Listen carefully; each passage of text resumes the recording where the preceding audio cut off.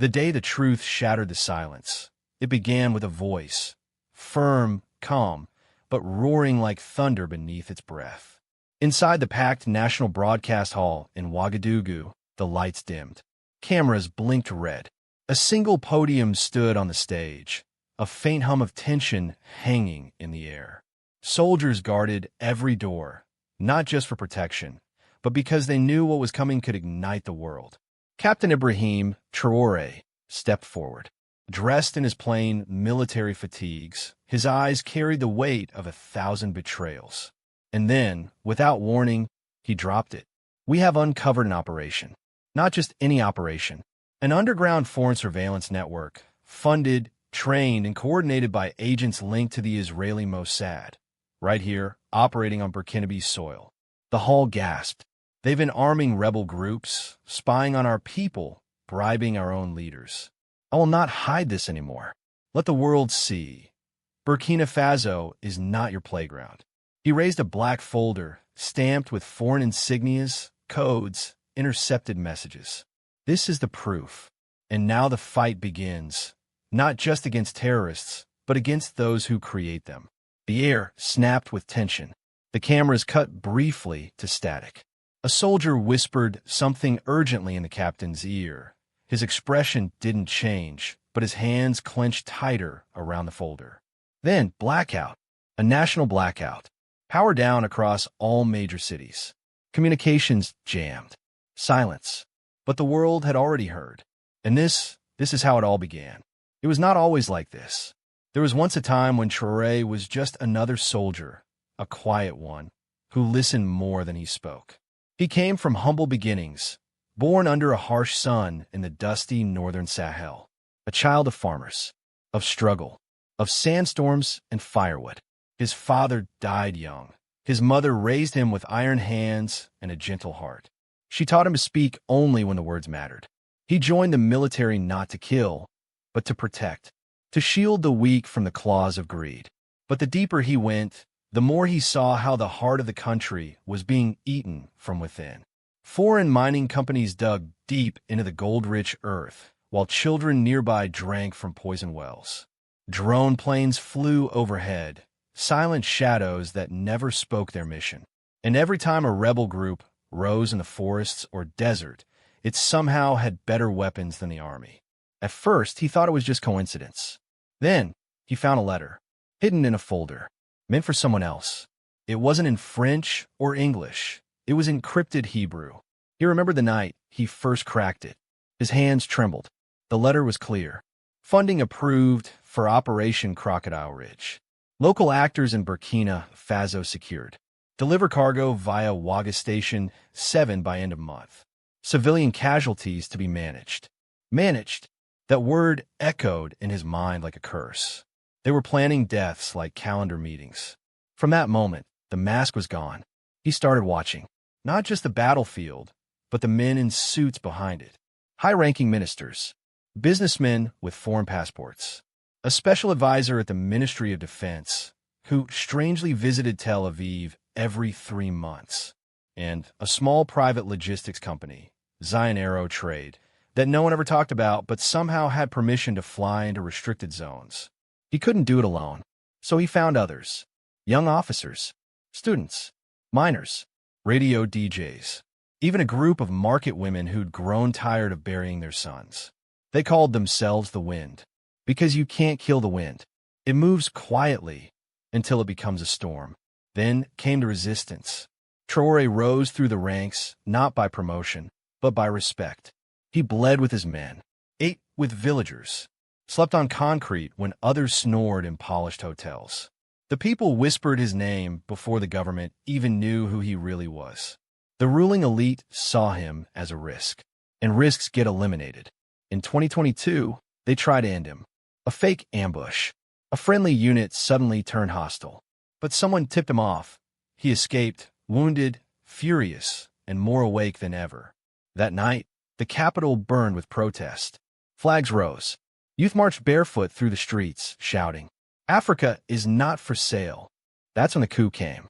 Not just a seizure of power, but a cry of pain and defiance. Ibrahim Traoré became president not through campaign banners, but through the blood and voice of the people. Yet, the enemy was not gone. It had just changed faces. International media called him a dangerous populist. Sanctions followed. Aid stopped. Then came the so-called advisors, security contractors, foreign diplomats, whose suitcases beeped at military checkpoints.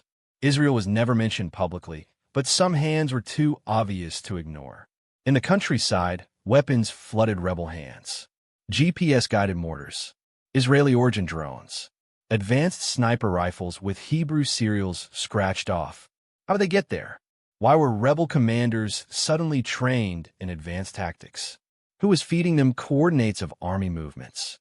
That's when Traoré formed a special task unit, internal only. Trusted youth, cyber hackers, fearless field agents. It was these brave men and women who cracked open the silent operation. A safe house in Bobo Dioulasso, hidden servers, documents, flight logs, and payments. Large sums wired from shell companies registered in Cyprus, the UK, and Tel Aviv.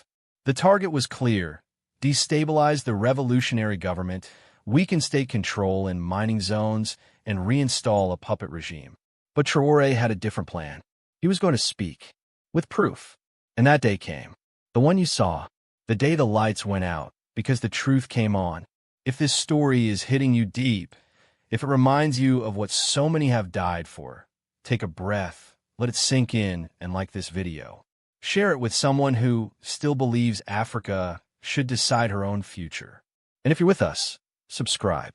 The story isn't over yet. When the blackout swept across the country, it wasn't just the lights that went off. Radios died. Phones cut to silence. Drones stopped humming.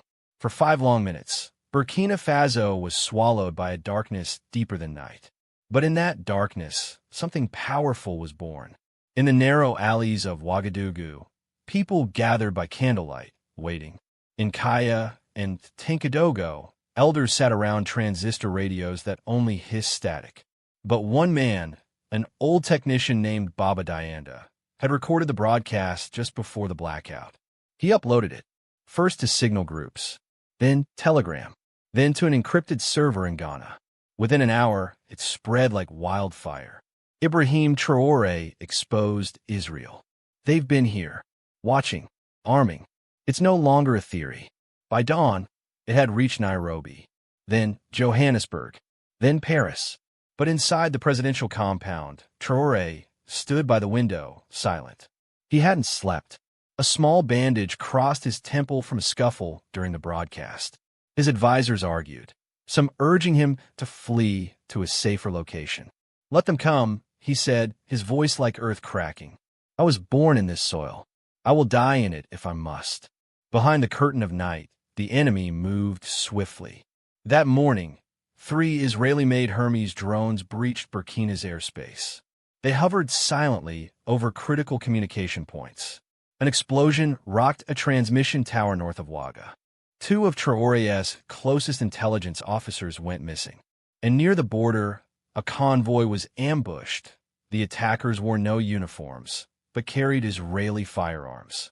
But this wasn't just war. It was sabotage, surgical, precise, and silent. Traoré's words had scared more than his enemies. They scared the system. The unspoken deal that had existed for decades. Let Africa bleed quietly, and no one will ask questions. Now someone had, and he had named names. In an emergency meeting with his trusted circle, most of them young, idealistic fighters, farmers, and community leaders, Traoré laid out the plan. We do not fight this war with only guns. We fight it with truth, with people, with light. He ordered the complete declassification of the intercepted documents.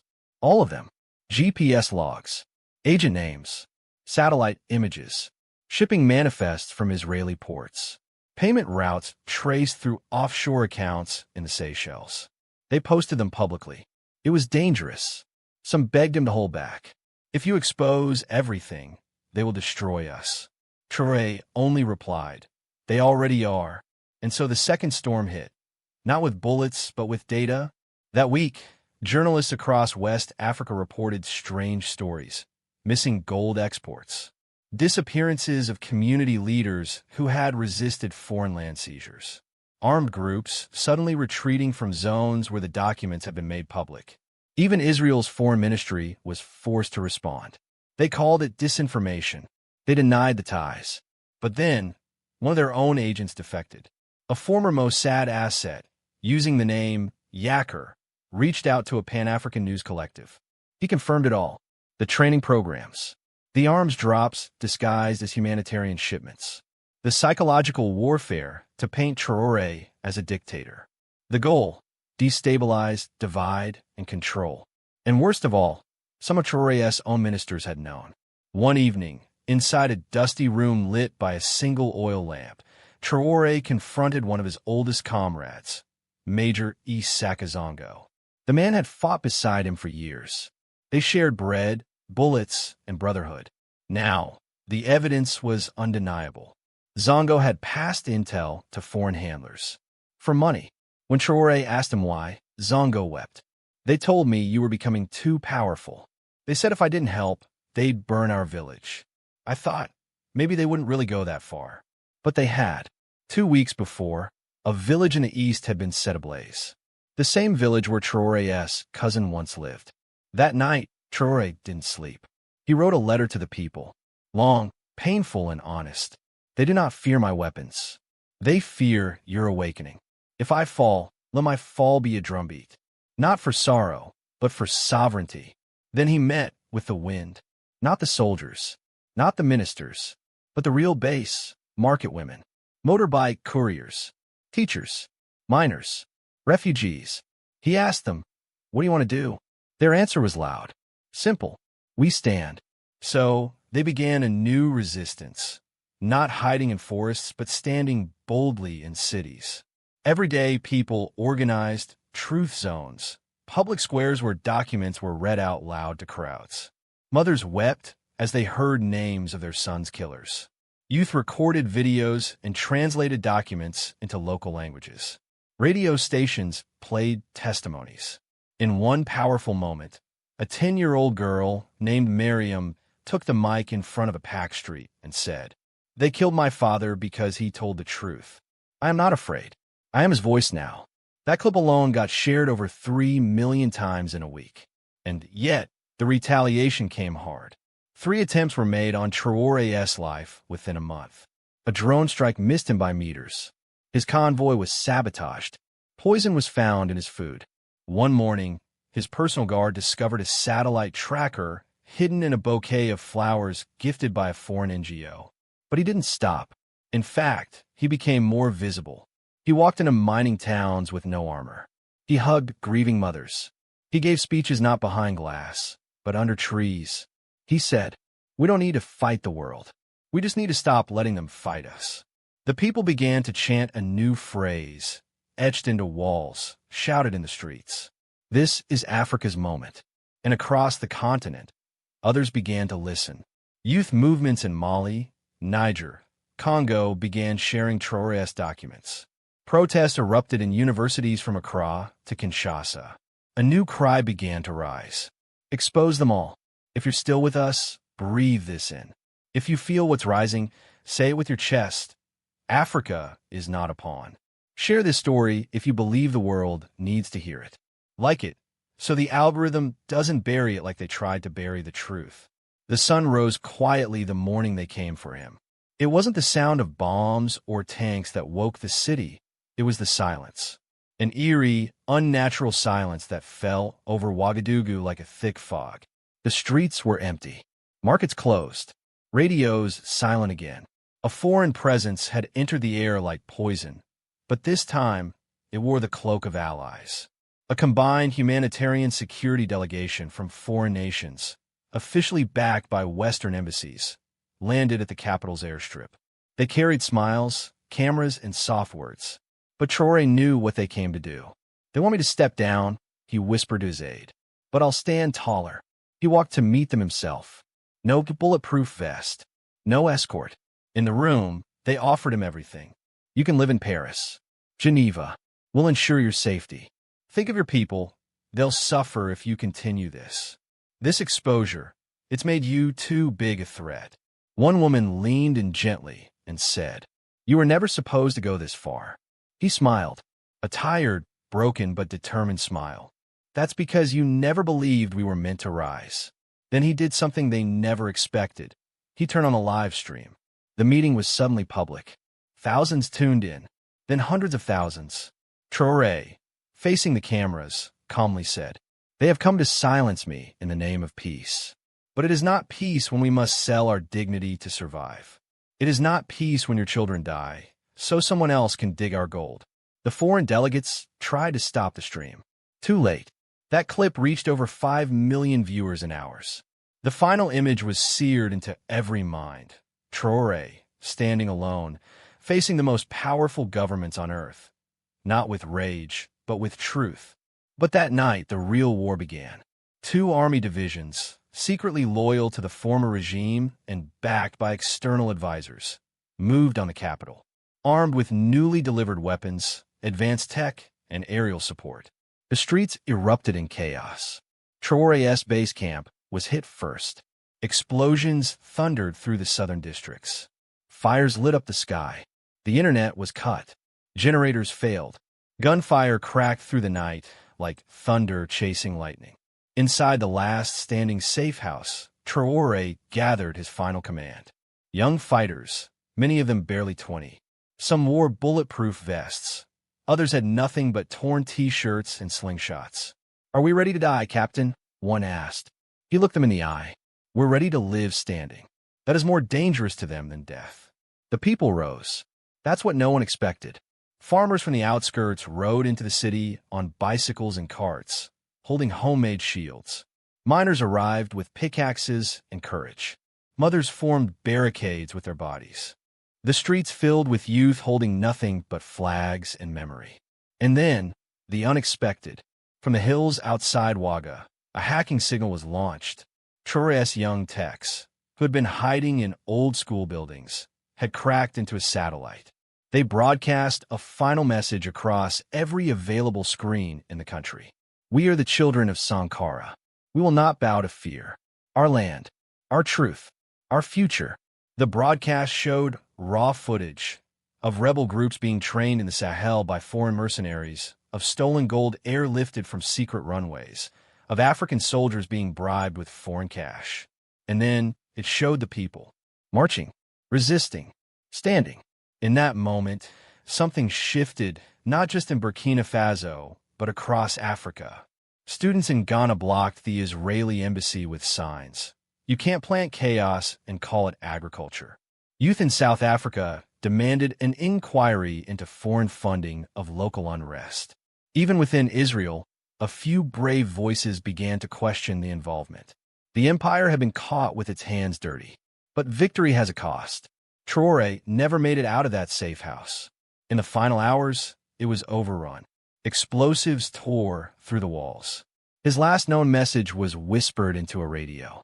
"If I fall, do not build a statue. Build a school. Teach them what I try to teach you. Africa is enough." The next morning, as smoke cleared, a crowd stood silently in front of the ruined building. No one moved. No one spoke. Then, one child stepped forward. It was Miriam. She placed a single flower at the rubble. Then she lifted her hand and shouted, "He lives in us now." The crowd repeated. Then louder still. "He lives in us now." And across the country, that became the chant. Graffiti on walls, murals in villages, T-shirts, songs, poems, fireside stories. "He lives in us now." Even those who betrayed him, those who took bribes, who stood back in silence. They couldn't run from what had been uncovered. Some confessed, others fled. The people remembered who stood with them and who sold them. And so, Traoré's death became something bigger than his life. Not a defeat, a seed. And from that seed, new leaders grew. Not perfect, but brave, young, unafraid to speak names and point fingers. Across West Africa, more governments began auditing foreign aid, canceling exploitative contracts, blocking shadowy security partnerships. It wasn't just revolution, it was revelation. So now I ask you, as you sit with this story in your chest, do you feel it? That rising in your bones? That trembling behind your ribs? That's not just sadness. That's memory. That's duty. Because this story is not history. It's now. If this message finds your heart, don't let it stop here. Like this, so the world hears it louder. Share it, so it travels beyond these borders. And subscribe, not just to the story, but to the mission, Africa Awake. He lives in us now.